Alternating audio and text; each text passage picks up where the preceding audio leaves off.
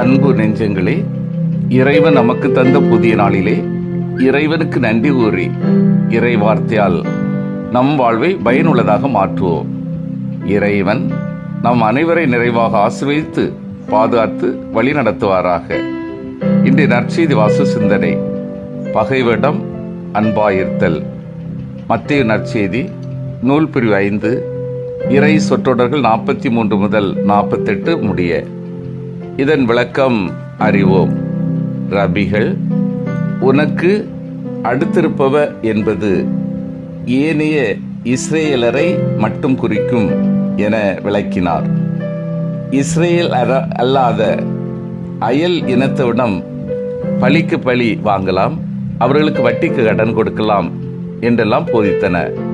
ஆனால் ஆண்டவரோ இத்தகைய திருமறை நூல் பகுதிகளை சாராமல், அந்நியனுக்கு நீ தொல்லை கொடுக்காதே, அவனை கொடுமைப்படுத்தாதே, ஏனெனில் எகிப்து நாட்டில் நீங்களும் அந்நியராயிருந்தீர்கள் என்பது போன்ற பகுதிகளையே சார்ந்து விளக்கம் தருகிறார்.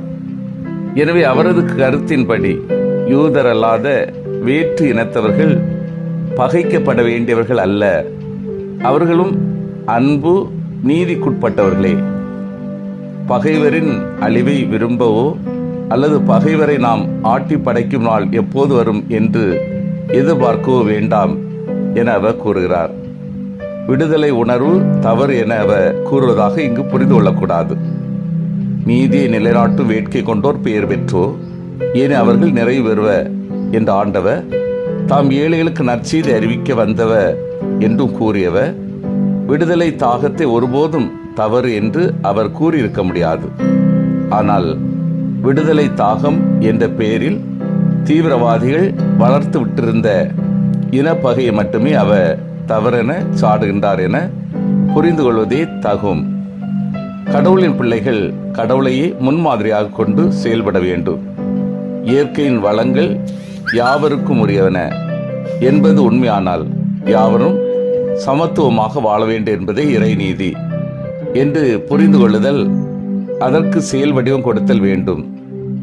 சமுதாய அமைப்புகளும் அரசியல் நிறுவனங்களும் அதற்காக செயல்படும் சூழலை உருவாக்க வேண்டும். இனப்பகை வர்க்க பகை யாவும் ஒழிந்து விடுதலை வாழ்வும் சமத்துவமும் நிலை பெற வேண்டும் என்பதே அருள்மிகு இறைவன் திரு திட்டம். அன்பார்ந்தவர்களே, இயேசு நம்மை ஒன்றாக உருவாக்குவதற்கான வழிமுறைகளை கற்றுக் கொடுக்கிறார். ஏனென்றால் பழைய ஏற்பாட்டு சமுதாயமானது பழிக்கு பலி என்பது அவர்களின் நடைமுறையாக இருந்தது. ஆகவே 2 காரணம் நாம் பகைவரை அன்பு செய்வதற்கு நற்செய்தி வாசத்திலிருந்து புரிந்து கொள்ளலாம். ஒன்று, நாம் கடவுளின் பிள்ளைகள் என்பதை பகைவர்களை நேசிக்க தொடங்கும் போது காட்டுகிறோம். 2வது, பகைவர்களை அன்பு செய்வதற்கான 2வது காரணம், நாம் வித்தியாசமான வாழ்க்கையை வாழ அழைக்கப்பட்டிருக்கிறோம். உங்களை நேசிப்பவர்களை நீங்கள் நேசிப்பது எளிதான செயலாகும். உங்கள் பகைவர்களை நேசிப்பதுதான் கடினமான செயல். நாம் நண்பர்களை மட்டுமல்ல, ஏனைய கிறிஸ்தவர்களை மட்டுமல்ல, அனைவருக்கும் இரக்கம் காட்ட வேண்டும்.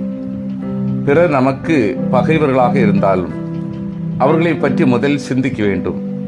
அவர்களை மன்னிக்கும் போது அவர்கள் நம் இரக்கத்தை பெறுகிறார்கள். ஏனென்றால் நாம் கடவுளிடமிருந்து அதை பெற்றுள்ளோம். நம்முடைய அன்பு குறுகிய வட்டத்திற்குள் முடிந்து விடுகின்ற அன்பாக இருத்தல் கூடாது. எல்லோரையும் அன்பு செய்து ஏற்றுக்கொள்கின்ற பரந்த அன்பாக அமைய வேண்டும். சிலுவையில் அறையப்பட்ட இயேசுவை உற்று பார்ப்போம். அவர் அனைத்தையும் சொல்லிவிட்டு நம்மை விட்டு தள்ளி செல்லவில்லை, மாறாக அன்பை தனது செயலில் காட்டியுள்ளார். இயேசுவை பின்பற்றியவர்கள் பலர் உண்டு. புனித ஸ்தேவான் இயேசுவை பின்பற்றி தன்னை கல்லால் எறிந்தவர்களை மன்னிக்கின்றார். அன்னை தெரசா தன்னை காரி துப்பியவரை மன்னித்து அவர் வழியாக ஏழைகளுக்கு உதவி பெற்று வழங்குகின்றார். ராணி மரியா அவரை கொலை செய்தவரை அவரது சகோதரியும் குடும்பத்தாரும் மன்னித்து ஏற்றுக்கொள்கின்றனர். ஆஸ்திரேலியா பாதிரியா இந்தியாவிலே பணி செய்த பொழுது அவரையும் அவரது பிள்ளைகளையும் எரித்து கொண்டவர்களை அவரது மனைவி மன்னித்து ஏற்றுக்கொள்கின்றார். நாமும் பகைவர்களை மன்னிப்போம், இறை அன்பை பரவச் செய்வோம். நமது வாழ்வில் நாம் மற்றவர்களை பிரித்து பார்க்காமல் நம்மில் ஒருவராக, நம்மோடு உறவாடக்கூடிய மனிதர்கள் ஒருவராக பார்ப்போம். அப்படி பார்ப்பதுதான் நாம் கடவுளை நமது தந்தையாக ஏற்றுக்கொள்கிறோம். சிந்தித்து தியானித்து செயல்படுவோம். நான் பகைவரை மனதார அன்பு செய்கின்றேனா? நான் பகைவரை மன்னித்து நன்மை செய்கின்றேனா? என்னை துன்புறுத்தோருக்காக நான் இறைவன் வேண்டல் செய்கின்றேனா? மன்றாடுவோமாக. வல்லமை மிக்க இறைவா, நாங்கள் அனைவரும் எங்கள் பகைவர்களை மனதார அன்பு செய்வோம். எங்களது பகைவர்களை மன்னித்து நன்மை செய்வோம். எங்களை துன்புறுத்தோருக்காக இறைவேண்டல் செய்வோம். வரம் தாரும். ஆமீன்.